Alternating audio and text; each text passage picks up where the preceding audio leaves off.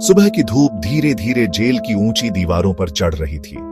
हवा में ठंडक थी, ओस की बूंदें घास पर चमक रही थीं। सेंट्रल जेल यार्ड में कैदियों की कतारें सुबह की गिनती के लिए कतारबद्ध थीं।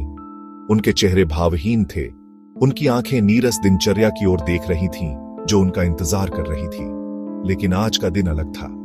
हवा में एक अजीब सी खामोशी थी। एक जीप तेजी से जेल के फाटकों से अंदर दाखिल हुई। धूल के गुब्बार से इंस्पेक्टर विक्रम सिंह का चेहरा साफ दिख रहा था। उनकी आंखें गहरी और तेज थीं। क्या हुआ है, हेड वार्डन साहब? विक्रम सिंह ने अपने चमड़े का जूता जमीन पर रगड़ते हुए पूछा।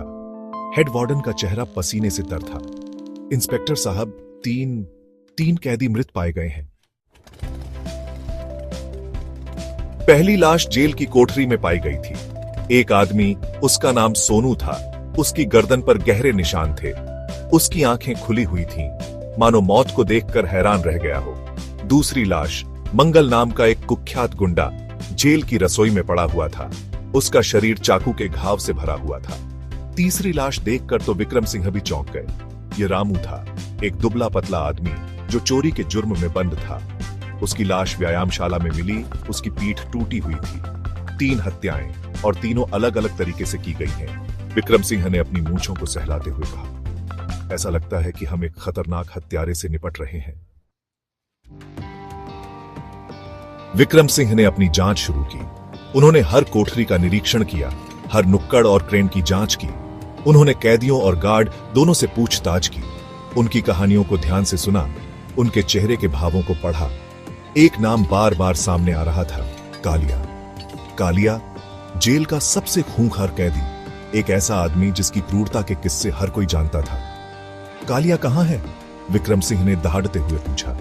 सर, वो अपनी कोठरी में बंद है, एक गार्ड ने जवाब दिया। कालिया की कोठरी अंधेरी और बदबूदार थी। वह अपने बिस्तर पर बैठा था।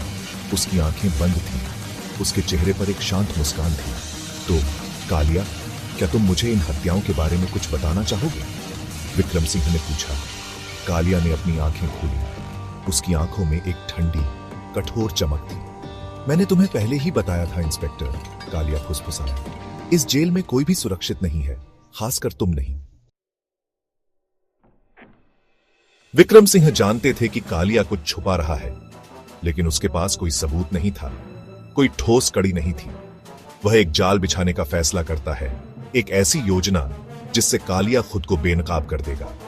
उसने जेल में एक अफवाह फैलाई कि उसके पास कालिया के खिलाफ सबूत है। जैसे ही यह खबर कालिया तक पहुंची, वह बेचैन हो गया। वह विक्रम सिंह पर हमला करने की योजना बनाने लगा, यह सोचकर कि वह उसे चुप करा देगा। लेकिन विक्रम सिंह तैयार थे। उन्होंने कालिया के हर कदम की निगरानी के लिए गुप्त कैमरे और माइक्रोफोन लगवाए थे। जैसे ही कालिया ने हमला करने की कोशिश की, विक्रम सिंह और उनकी टीम ने उसे रंगे हाथों पकड़ लिया। कालिया को हथकड़ी पहना दी गई। उसके चेहरे पर एक क्रोधित और हार मान चुके भाव का मिश्रण था। तुम जीत गए इंस्पेक्टर, कालिया ने कहा, लेकिन यह जंग खत्म नहीं हुई है। जैसे ही कालिया को जेल से बाहर ले जाया गया, विक्रम सिंह को पता था कि यह सिर्फ एक शुरुआत है। कालिया एक रहस्य का प्रतिनिधित्व करता था, एक ऐसे अंधेरे का जो जेल की दीवारों के भीतर गहराई से फैला हुआ था। और विक्रम सिंह को पता था कि उसे इसका सामना करना होगा, चाहे कुछ भी हो।